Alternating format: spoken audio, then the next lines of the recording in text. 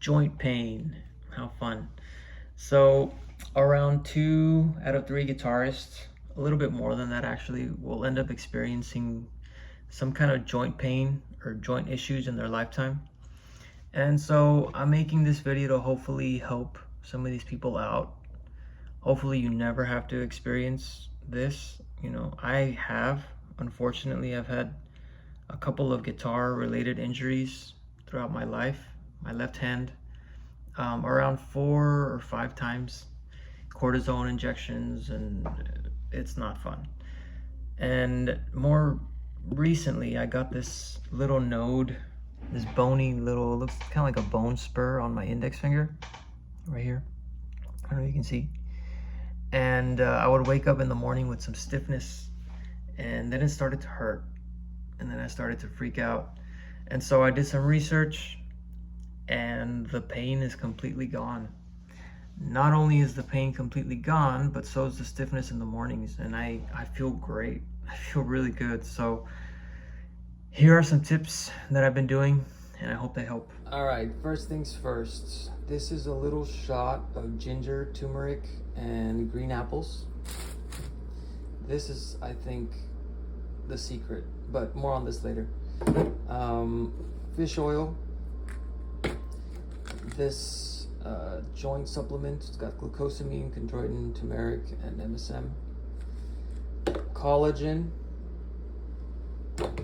Oats, walnuts, and blueberries, and some black coffee. My mug from The Shining, of course. So that's a little bit of what I do in the morning, my little morning ritual. So there's a couple of cool exercises that have really helped me with these hand issues that I've been having from a physical therapist. I'll show you a few. I do each one of them for like about 30 seconds. So I'll do them real quick, and basically I do each one for 30 seconds. So the first one is piano fingers. Just kind of go like this. The second one that I do is make a fist, open.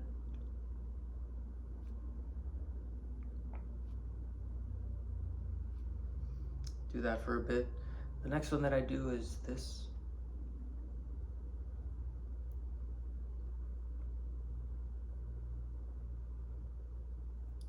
Then I do this kind of thing. It looks kind of like a duck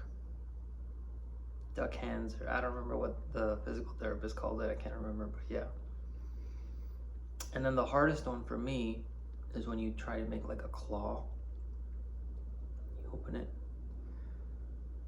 That's really helpful for me.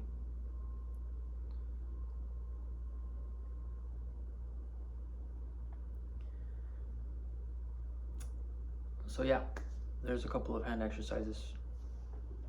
All right, so just because you might have trouble with, most people have trouble with their fretting hands, barring, stretches, crazy chords, things like that. It doesn't mean you have to stop practicing. So for me, the issue that I've been having lately was my index finger. So there's a lot of stuff I can still do with these three, but I'll talk about that later. There's a lot of stuff you can do with your right hand. It's kind of boring for some people, but it's better than not practicing. What kind of stuff can you do with open strings, right? On classical guitar, P-I-M-A. So you can do I-M, just work on your crossing strings, And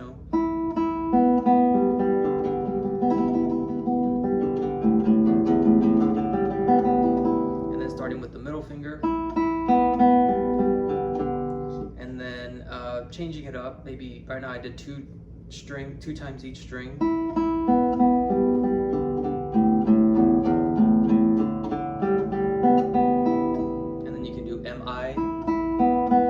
You can change it up to maybe 3 times per string. 1, 2, 3, 1, 2, 3, 1, 2, 3, 1, 2, 3.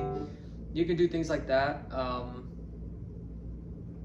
You can also change different finger combinations. You can do IA,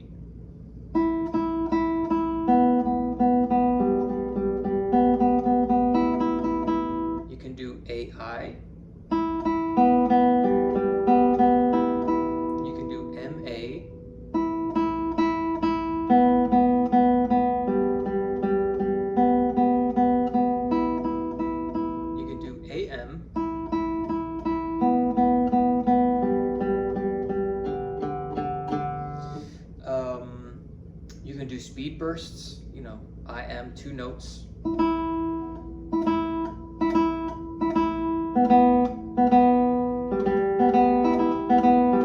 3 notes.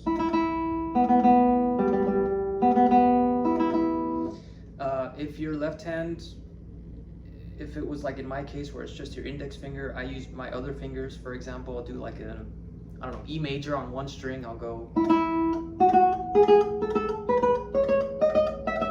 without using my index finger, because that's where I had the issue. But if you can't use your left hand, it's going to be hard, just all open strings, but again, better than not practicing anything.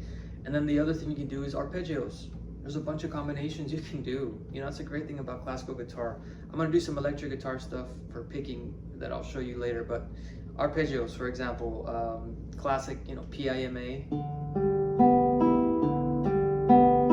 Change the bass, you know, go to the 5th string, 6th string, etc.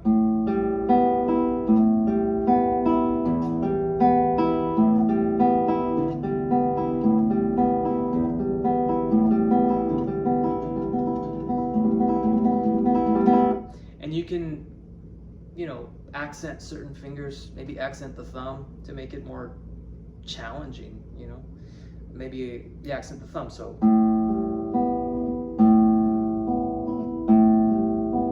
Or accent your index finger. Or accent your middle finger.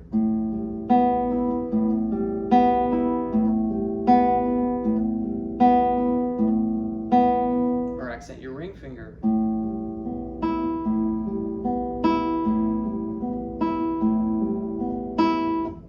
You know, do things like that to make it fun and challenging. And of course, I do all this with the metronome. I really like working with the metronome. And different combinations for arpeggios, right? That's just with PIMA, but you can do PIMI.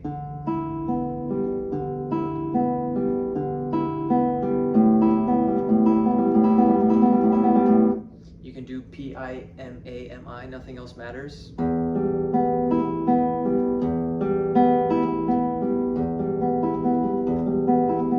You can do, and of course, if you're left-handed, you can use 1 or 2 fingers.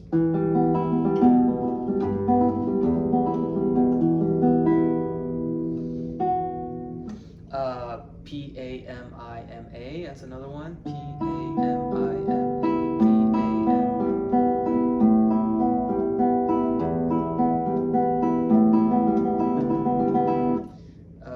Chords, just pluck chords, you know, or pluck the strings with all of your fingers, excuse me, on your right hand. We don't typically use the pinky in classical guitar, so just PIMA, thumb, index, middle, ring, and just pluck all the strings. Try different tones, you know, a brighter tone, rounder tone, middle kind of a tone, or all around the body. And then another, I mean, there's a bunch of variations on that, you know. I like this one too, PAMAMI, that's a really good one.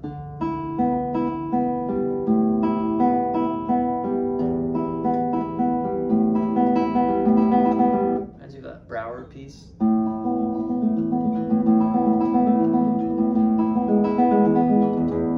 Anyway, I think I messed it up, but you get the idea. A bunch of combinations, and then tremolo. I'll show you some tremolo stuff that I do also.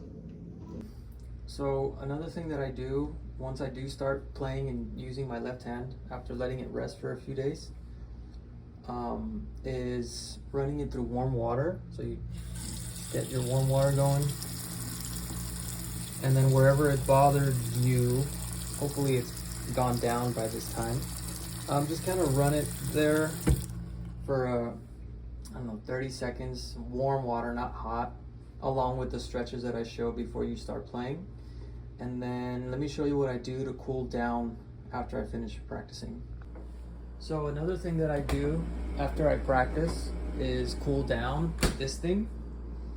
My index finger was bothering me, so I put my index finger in there, and it helps with preventing any kind of inflammation And after I do that for, I don't know, 2-3 minutes, I kind of massage the joint and my whole hand in general, and I'm good to go.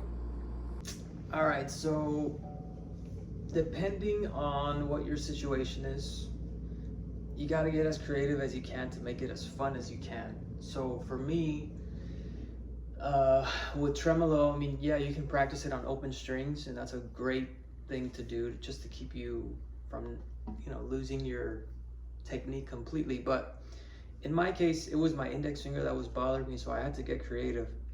So I put the capo on the top 4 strings, and I have this beautiful A6 chord. And I would practice using just these 3 fingers. For example, here's an A major chord, and here's an E7. And notice I'm not going to use my index finger for this whole thing. So for tremolo, for example, you can just straight up practice an A major chord. It's good to practice tremolo on the 2nd string anyway. So something like this.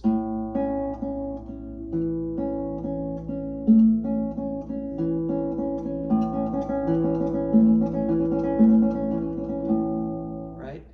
All sorts of variations on that. Maybe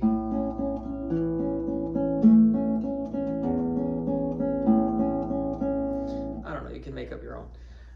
But since I did have the ability to use these 3, I kind of got creative with it. So I learned part of the B section using just these 3 fingers and the capo. So let me show you kind of what I did.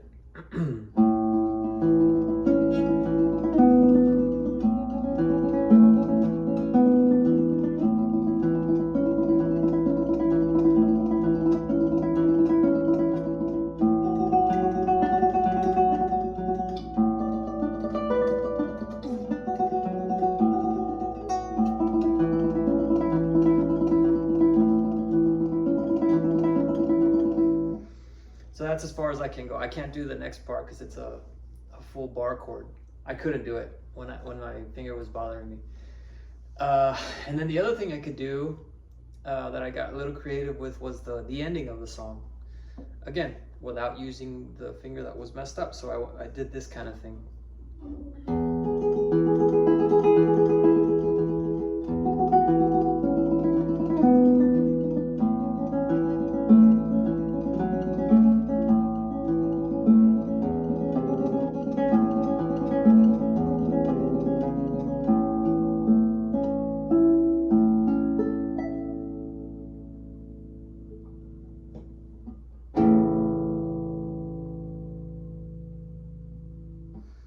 So as you can see, I didn't use my index finger for the whole thing, and I'm still practicing, you know, I'm still able to make music and do something, which is, you know, if you're a musician, it's really frustrating, incredibly frustrating whenever you can't practice, you know, if you get one of these hand injuries from guitar, or maybe it's not even guitar related, maybe you just had an accident doing something else. Hopefully you can still use your right hand. This is something that kept me sane during those days that I had to let my finger rest. So, hope it helps. All right, so last thing about modifying your practice in case your left hand needs to heal, or you're injured, or you have some kind of carpal tunnel, or whatever you're going through, but you still want to play some guitar. So this is what I would do for electric.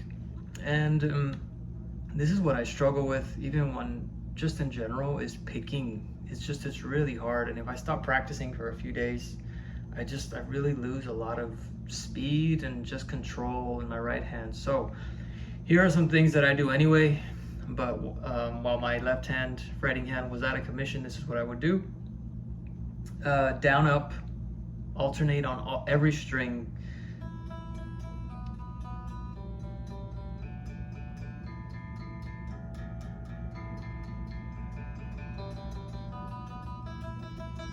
Now right there I did 4 times each string, but you can do 3, 2, 8, 5, 1, get creative.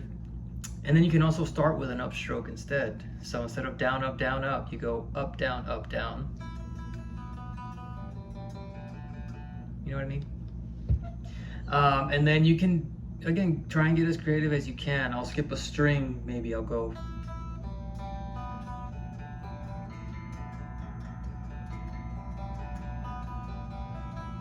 And then start with an upstroke, etc. I got that from Kiko Laredo from, he played with Megadeth for a bit. You guys might know who he is. Awesome guitar player. So that's one thing you can do just to kind of warm up your picking hand. And then I like to work with the metronome and do like speed bursts. So something like this, let me see. Hopefully the sound isn't too distorted or too loud, but something like this. Maybe like,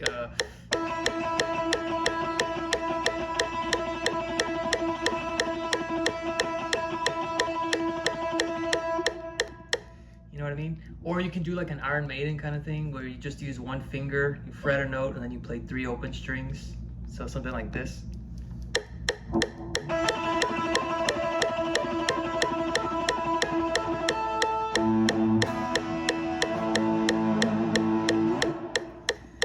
So you can do that. That was just on the first string. For some reason I struggle on picking on the first string than all the other ones. I'm not sure why, what the science is behind that, but those are just some things you can do to get creative. I was doing 16th notes, but I mean you can also do 16th note triplets, so maybe something like this.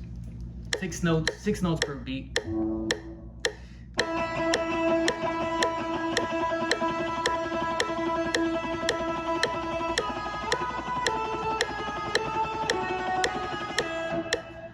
So yeah, again, I sound like a broken record. You can get as creative with it as you can. Do a scale going up a string or something. I don't know.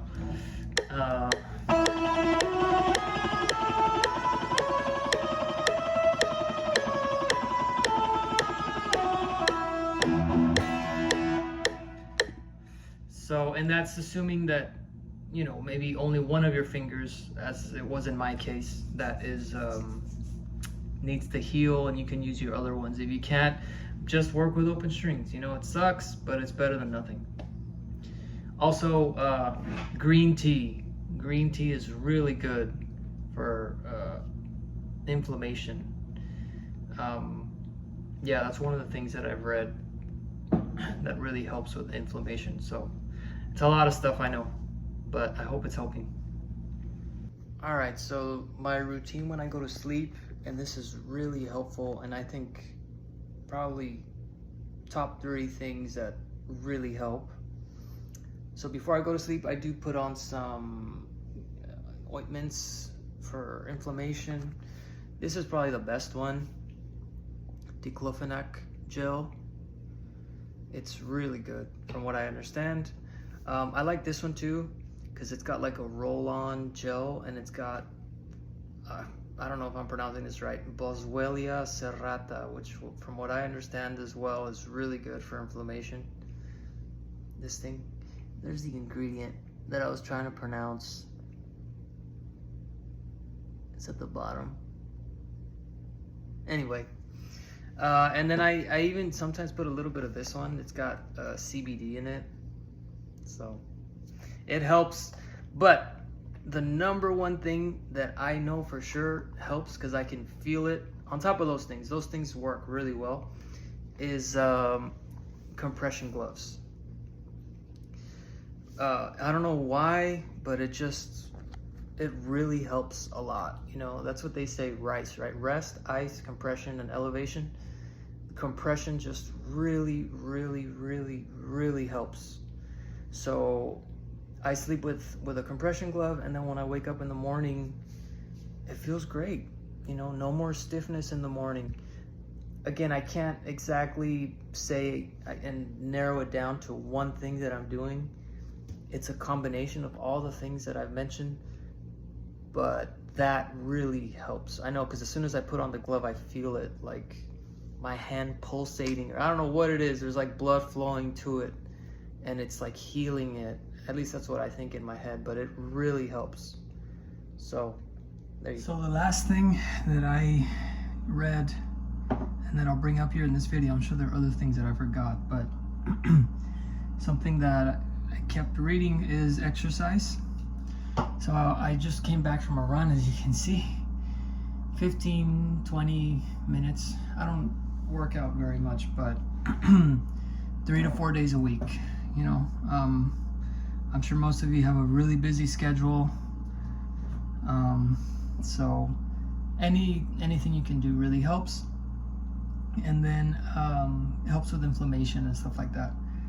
But the other thing is, I drink a protein shake, and one of the things that I read that also helps with inflammation is cinnamon. So that's the last thing that I wanted to bring up, I think. But yeah, exercise, protein shake, cinnamon also helps.